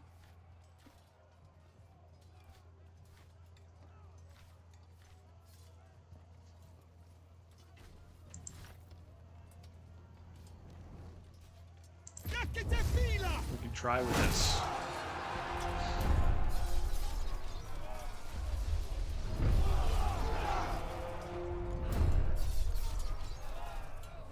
A little bit of lost manpower might be enough to turn the tide here.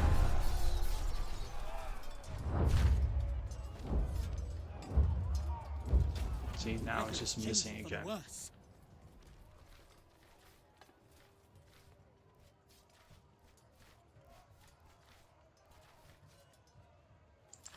This gets everything in the positive, though.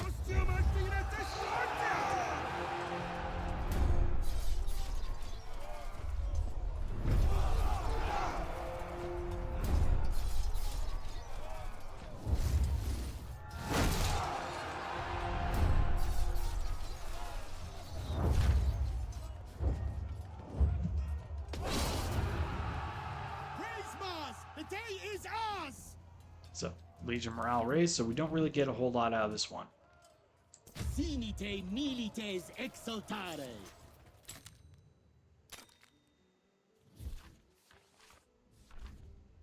58 denarii, 14 slaves, 29 rations.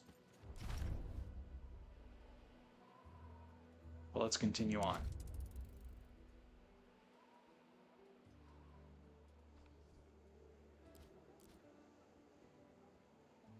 Yep, so they've escaped there.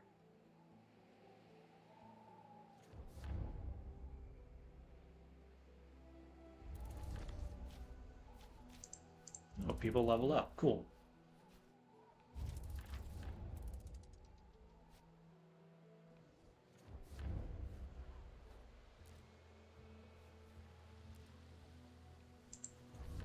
Ah, there we go. Calida is leveled up.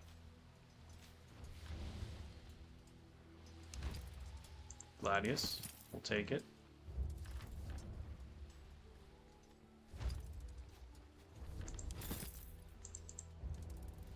Keep taking all this stuff. Ah, that's where Damianus lives. Tullus is healed. Good.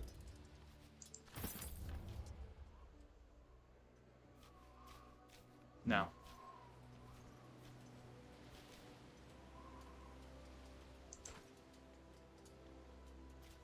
We have some different options for Pacify region, right? We can provide medicine, which we have a lot of.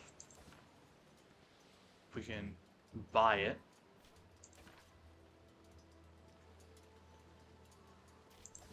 We're going to do this one. Because it means I don't have to actually go anywhere or do anything. There's Troas. Whew.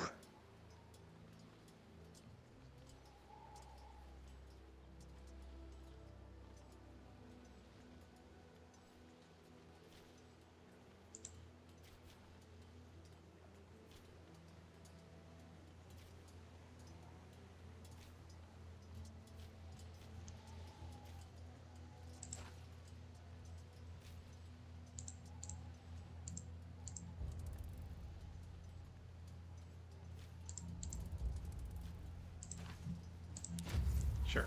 We'll get a little Legion mission out of the way. Get some money.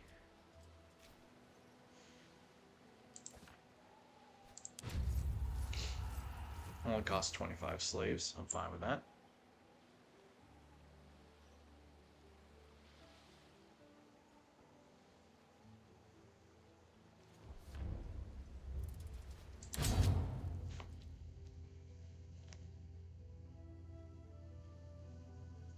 So now we got skill points and new things.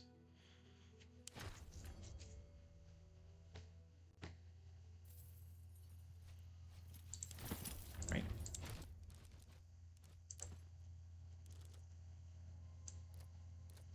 He's gonna get that. Cineros. It's a better helmet.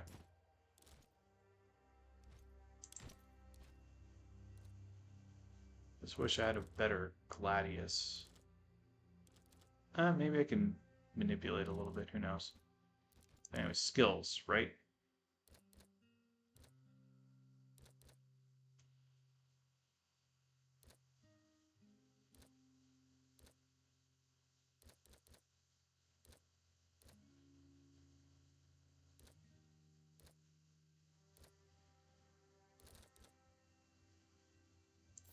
Give him a little bit more movement speed.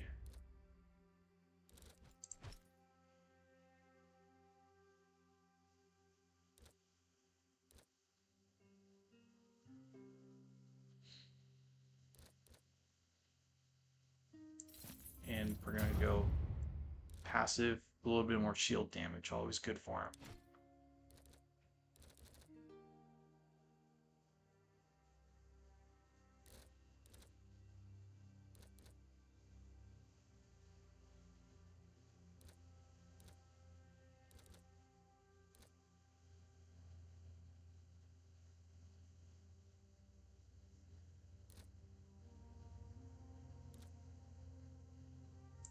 So yeah, getting him more armor shred's always good.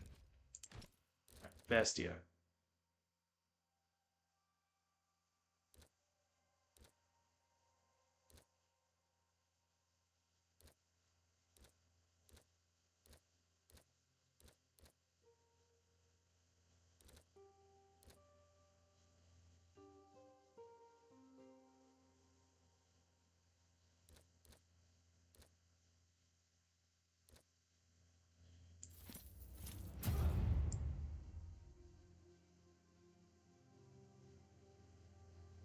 So, give it that.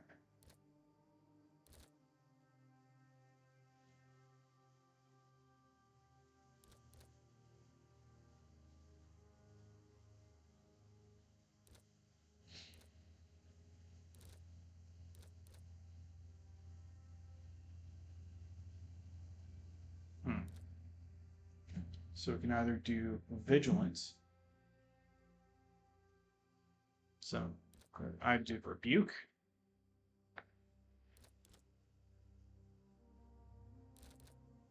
Or I can do point blank because she keeps getting hits by people near her. So we're going to do marksman for her.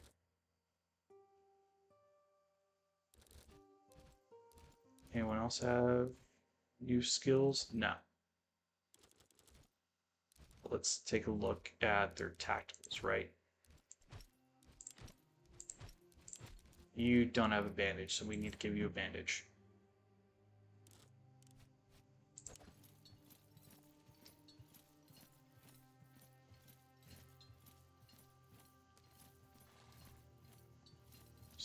It's been almost 2-ish hours. So I think we're going to save the game.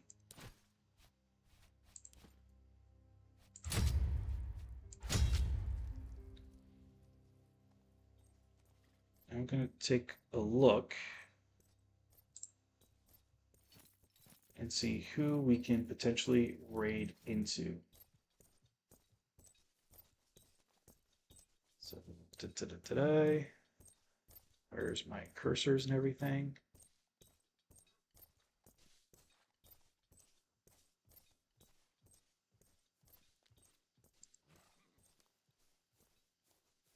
I don't know. Who can we raid?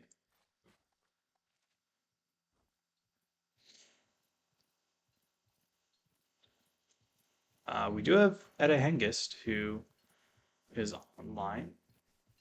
Another history VTuber. She focuses more on the medieval period Vikings. Does a lot of like rune lectures and stuff like that. Let's see who else. Let me just do following really quick and see if I find someone.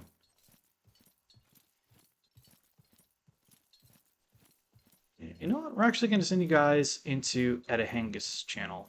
So, looks like she's doing some little reaction videos right now, but she is really good and fun for a lot of the time. So she's going to be playing Moonlight Peaks. So I will let you guys go hang out with her a little bit.